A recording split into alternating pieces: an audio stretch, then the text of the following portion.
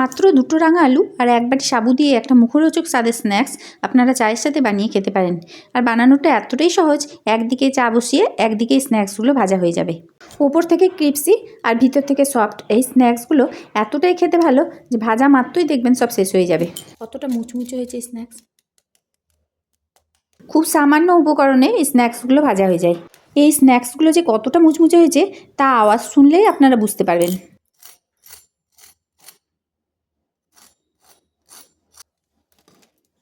এখন আমি একটা ভেঙে দেখাই, দেখুন ভেতরটা কতটা সফট আর উপরে মুচমুচে। নমস্কার বন্ধুরা, হেসেল বনলক্ষ্মীতে আপনাদের সকলকে স্বাগত। তাহলে আসুন রেসিপিটা শুরু করা যাক। রেসিপিটা বানানোর জন্য এখানে আমি নিয়েছি এক বাটি পরিমাণ সাবু আর নিয়েছি দুটো রাঙা আলু, ওজনে দুটোই 200 গ্রাম করে হবে। আর এখানে আমি যে সাবুটা নিয়েছি এটা মোটা দানার সাবু। এই সাবুটা এখন একটু বড় বাটিতে নিয়ে নিচ্ছি। খুব ভালো করে সাবুটাকে একবার ধুয়ে নিতে হবে। ভালো করে ধুয়ে নিয়ে সাবুদানার সম্পূর্ণ জলটা বার করে নিয়েছি, এতে আর একটুও জল নেই। এখন সাবুদানাটা ভেজাবার জন্য আমি দিচ্ছি জল। জলের পরিমাণটা অবশ্যই ঠিক রাখতে হবে। এখানে আমি হাফ বাটি পরিমাণ জল দিলাম, মানে যে বাটিতে সাবু দিয়েছি এক বাটি, সেই বাটিরই হাফ বাটি জল দিলাম। জলের পরিমাণটা বেশি হয়ে গেলে সাবুটা তখন মাখাতে অসুবিধা হবে। আর ভিজিয়ে নেওয়ার পর সব সাবুগুলো এভাবে জলের মধ্যে ডুবিয়ে দিতে হবে, যাতে প্রত্যেকটা সাবু ভালোভাবে ভিজে যায়। এখন এটা ঢাকা দিয়ে 2 ঘন্টার জন্য ভিজতে দিলাম। 2 ঘন্টা পর সাবুটা খুলে দেখাই।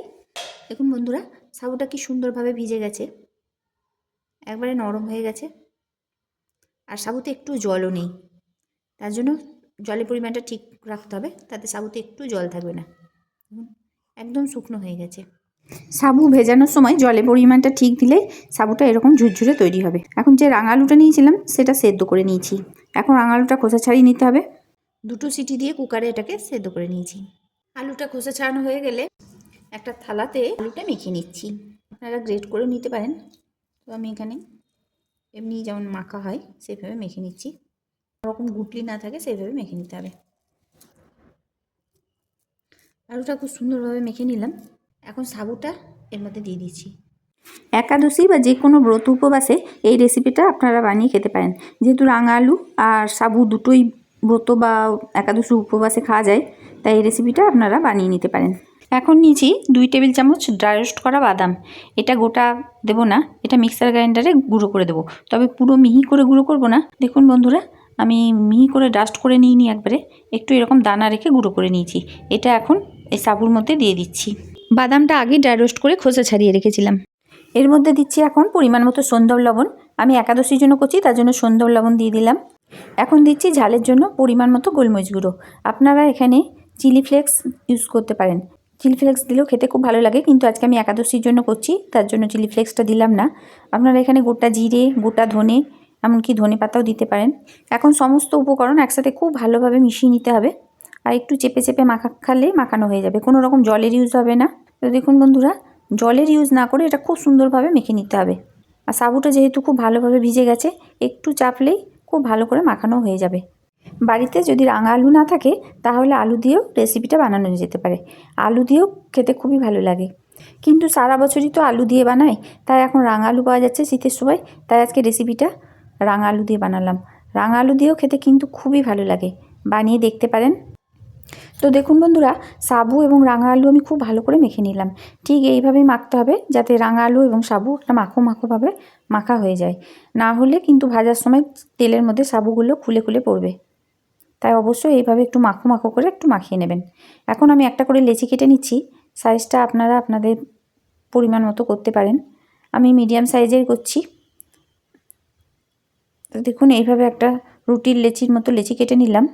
এখন 2 হাতের সাহায্যে একটা রোলের মতো করে নেব।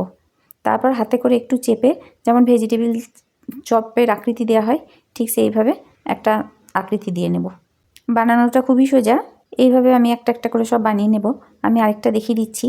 একটু চাপ দিয়ে করতে হবে, না হলে কিন্তু সাবুগুলো তেলে খুলে খুলে পড়বে, তখন তেলও নোংরা হবে আর এগুলো ফেটেও যাবে। তাই এইভাবে স্ন্যাক্সগুলো একটা একটা করে বানিয়ে নিতে হবে। আপনারা ইচ্ছা করলে গোল শেপেও বানাতে পারেন, সেটাও দেখতে খুব ভালো লাগে, অথবা লম্বা শেপেও বানিয়ে নিতে পারেন। তো আজকে আমি এই শেপে বানিয়ে নিচ্ছি। পুরো ডোটা থেকে স্ন্যাক্সগুলো আগে তৈরি করে নিলাম, তাহলে ভাজা তাড়াতাড়ি হবে। আর এটা যদি রেডি করা থাকে তাহলে একদিকে চা বসিয়ে একদিকে ভেজে নেওয়া যায়। তো দেখুন বন্ধুরা, সাদা তেল বসিয়েছি ভাজার জন্য। তো তেলটা খুব ভালোভাবে গরম করে নিতে হবে আগে। এখন তেলটা কষকষে গরম হয়ে গেছে। এখন এক এক করে স্ন্যাক্সগুলো ছেড়ে দিচ্ছি। আর এই সাবুদানার স্ন্যাক্সগুলো ছাকা তেলে ভেজে নিতে হবে। গ্যাসের ফ্লেম মিডিয়ামে করা আছে। 6টা করে ভেজে নেবো, এর থেকে বেশি আর দেবো না। একদিকটা ভাজা হলে অপর দিকটা উল্টাতে হবে। রেসিপিটা যদি ভালো লেগে থাকে তো প্লিজ লাইক শেয়ার কমেন্ট করবেন। যে সকল নতুন বন্ধুরা রেসিপিটা দেখছেন তাদের যদি ভালো লেগে থাকে তো প্লিজ চ্যানেলটিকে সাবস্ক্রাইব করার সঙ্গে সঙ্গে পাশে থাকা বেল আইকন অবশ্যই প্রেস করবেন, যাতে আমার নতুন ছাড়া ভিডিও নোটিফিকেশান আপনাদের মোবাইলে আগেই পৌঁছায়। আর একটু ভাজা হলে তারপর উল্টাতে হবে। এখন বাজারে অনেক রাঙা আলু পাওয়া যাচ্ছে। রাঙা আলু দিয়ে এই সাবুর রেসিপিটা খেয়ে দেখতে পারেন, খেতে দুর্দান্ত লাগে।